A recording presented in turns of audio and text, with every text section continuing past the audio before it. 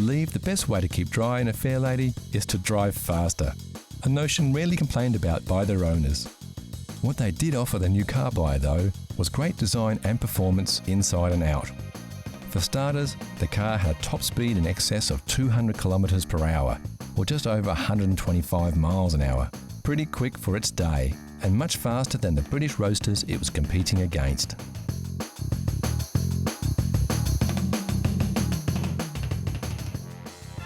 This was most likely due to two factors.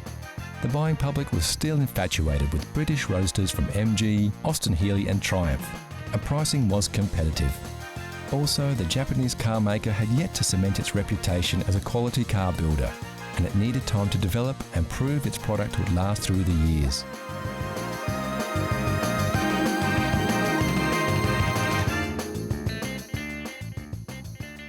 We all have to agree though, this little Japanese roadster sure looks the part now. And as far as classics go, they can be had for a song if you're happy to do some work on them. Although a fully restored one like this beauty will set you back as much as a new car today. And what's the best thing about driving a car like this one? I really enjoy it. It'll be one of the last things I do before I die, I'm sure, is to drive one of these cars. And I'm sure if you had one, or if you can get a chance to drive one, you'll really enjoy it.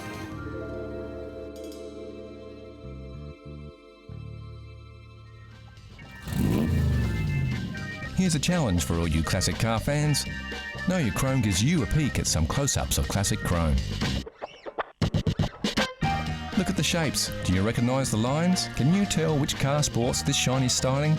It's too early for clues, but we can tell you it's a car, it's a classic, and it's very, very cool.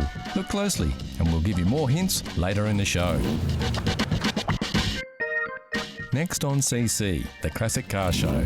A barn find that's made it back on the road, a Porsche great of tomorrow, and a groundbreaking US classic.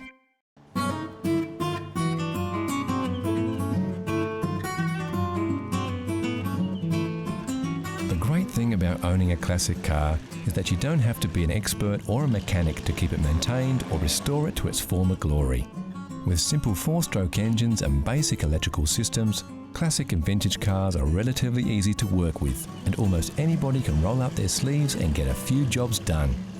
Take Neil Frost for example.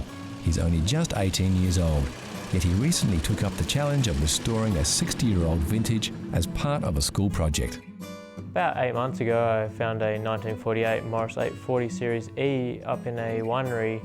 I've been working on it as part of a school project and done a few things on the engine, converting it from 6 volt to 12 volt and also fixing the brakes. Of course, undertaking a project like this is no mean feat, and Neil sought out local experts to help him along the way. So I had a member from the Morris Register come and help me work on it, and also the neighbour across the road helped me work on the brakes, and also just converting it from the 6 volt to 12 volt. And any queries I needed, I would always ask the member from the car club. As with any old car that hasn't been maintained for years, it's important to make sure the brakes are in good working order before hitting the road. So this was one of the first jobs that Neil tackled. The first job I did on the car was removing the brakes. That meant taking off the brake drum, the brake shoes and the wheel cylinders, and then I took them to a place where they were reconditioned, and then when they came back I put them all back on. When Neil first bought the car, it had a 6-volt battery, which are very hard to find. So his next job was to convert the car from a 6-volt to a 12-volt system. The headlights and indicators also needed replacing, as well as other parts like the fuel pump and the volt regulator. As we can see, the upholstery on this car does need a bit of work, and Neil plans to do a course with the local car club, where he can learn the skills to repair the wear and tear on the vehicle's seats and panels. There's a few members in the car club that have done the course and have been willing to teach me, so at some stage I would like to learn to reupholster the seats. One of the reasons Neil chose to work on a Morris 8 was that, although the car was built in 1948, it's still relatively easy to find spare parts. Luckily, many of the parts on this vehicle are the same as those found on its successor, the incredibly common Morris Minor. Parts are generally inexpensive and easy to find on the internet, so it's a good car to work on as a beginner. Yeah, it's a good car for a beginner to work on. They're very simple, not too complex. The modern cars like today are there's wires everywhere, and they're very hard to sort of get your hands in, where these are just straightforward. You got the engine, wheels, it's pretty much what a car is. One day Neil plans to spend some time on the bodywork by removing an odd dent and even giving the whole car a respray. But for now, Neil's just happy to have completed his project and got the car roadworthy. Best thing about working on this car was that I got to finish it, and now I get to enjoy driving it. As it was easy to work on, it didn't take too long, and now I can just sit back and enjoy driving.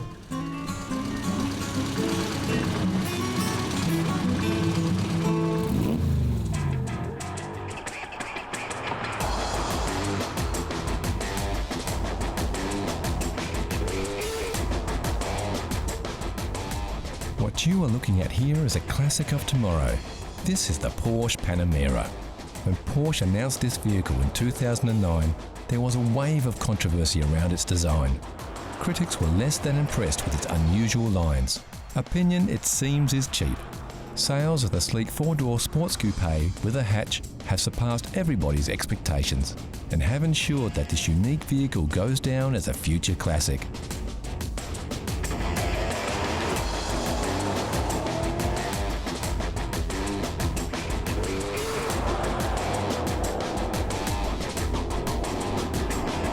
So why is a four-door hatch so popular? Well, it's a Porsche for a start, and when it comes to aspirational purchases, Porsches are often at the top of the list. Then of course there is the sell factor.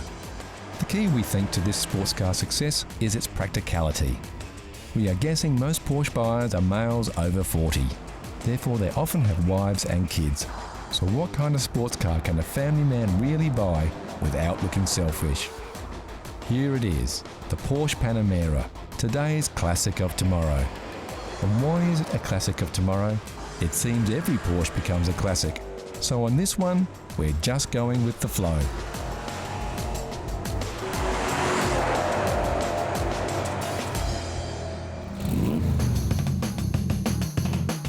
What you are looking at here is a Lamborghini Miura, one of only 300 or so left in the world. Credited as being the first commercial mid-engine sports car, only 764 Miuras were built between 1966 and 1972. Miura was an important design step for the Italian car maker. While company founder Ferruccio Lamborghini wanted the company to create powerful, sedate touring cars, three engineers, Gianpaolo Dallara, Paolo Stanzani and Bob Wallace, developed the prototype in their own time.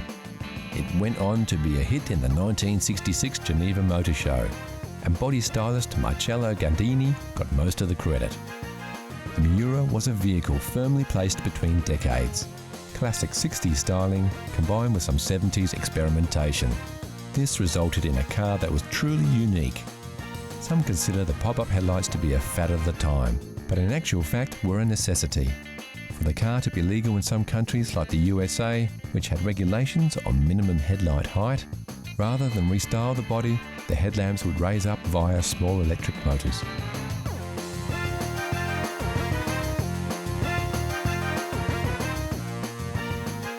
The Miura was the epitome of 60s chic, and everybody who was anybody wanted to be seen in one of these exclusive cars.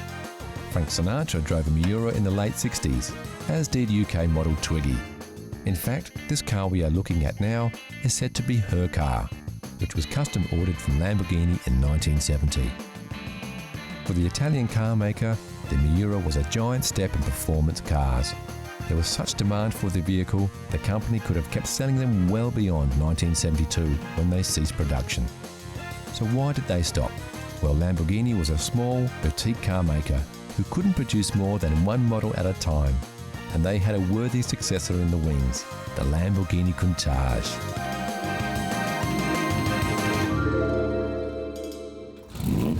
So how well did you go with your first peek? How well did you know your chrome? Here's a quick update.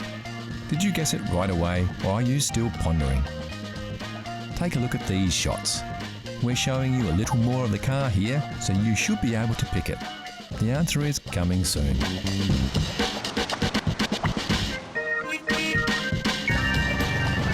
Next on CC Classic Cars, we reveal the Know Your Chrome mystery car, then it's over to wine country to catch up with a nice red.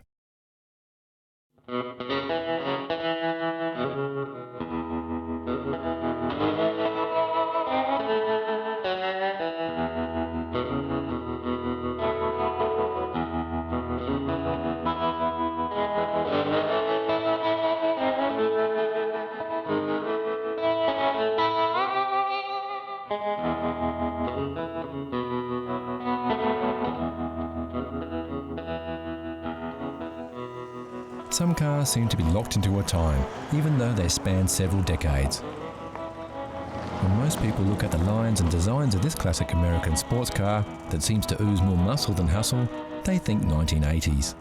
Surprisingly, this incredible example of a Corvette Stingray was built in 1968.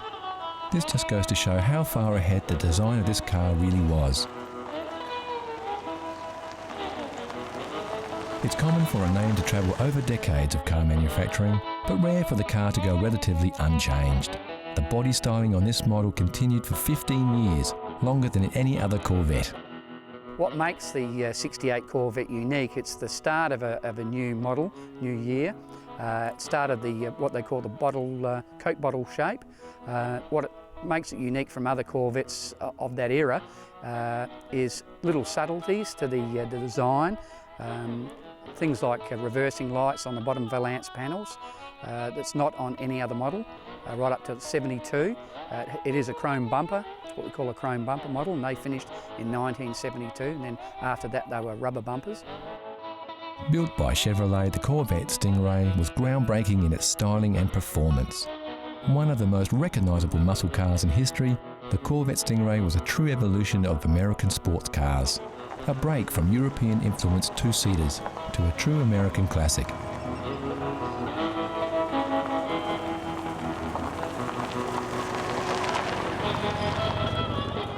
So how does this car differ to many others of its time?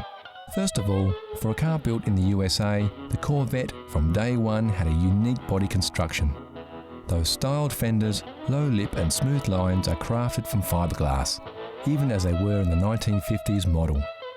Many people don't realise that the Corvette Stingray has always been a fiberglass-bodied car, hence its stunning power to weight ratio. Part of the reason the stylists of the Corvette were so far ahead of their time was that they were not constrained by the steel construction limitations of their peers.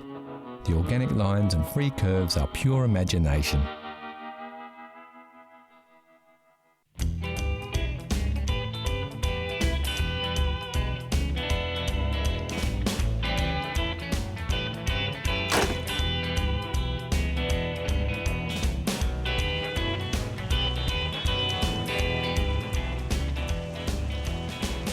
Many fans of the Corvette Stingray grew up watching American television shows, where the car often had the starring role. This has helped fuel the passion for the muscle car across the globe.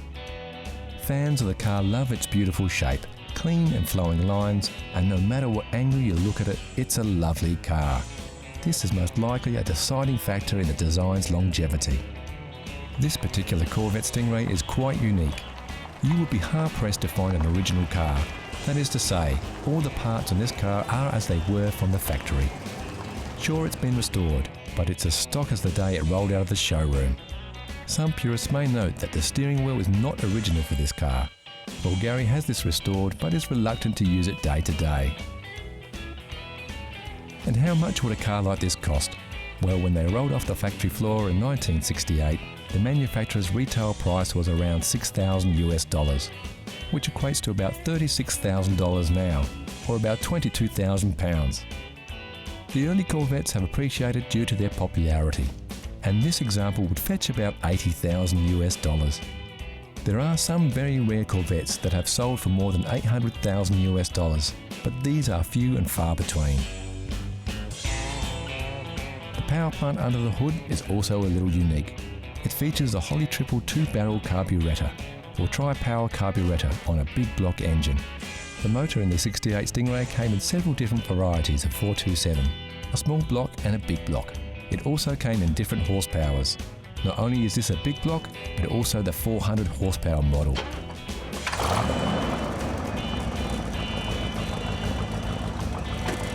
There is no question the American muscle cars were in a style class all of their own. While the European car makers were staying small and sleek, the muscle cars were all about looks and a powerful performance. And when you put that much power in a relatively light vehicle, something has to give. What's the car like to drive? I mean, it's very basic. It is a 1968, so the technology's not there like a new car. But it's like sitting, once you're in there, it's like sitting in a cockpit of an aeroplane. You're very low down, and the bonnet is very, very long. So it takes a bit of getting used to see over the front. In a straight line, it's magnificent. Out in the open road with the top down, it's a lovely free feeling. It's not that terrific when you come to cornering. It's not a good cornering car. The back end tends to want to swish out or sway out a bit if you give it a bit of gas. But out on the open road, as long as you're going straight, it's a beautiful car to drive. It's not every day you see a car over 40 years old rolling out of a winery and feel the twinge in your neck as your head turns just a little too far. It's cars like the Corvette Stingray that help keep the passion for classic cars alive.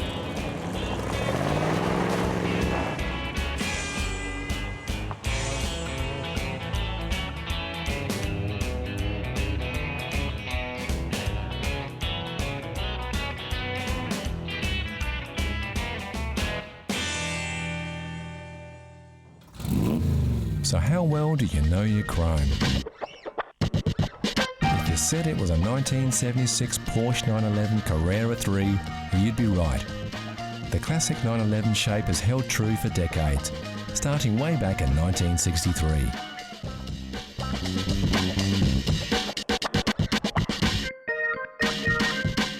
Some of you will be wondering just how you were supposed to pick the exact model. Well, it's the bumpers on this beast that are the dead giveaway.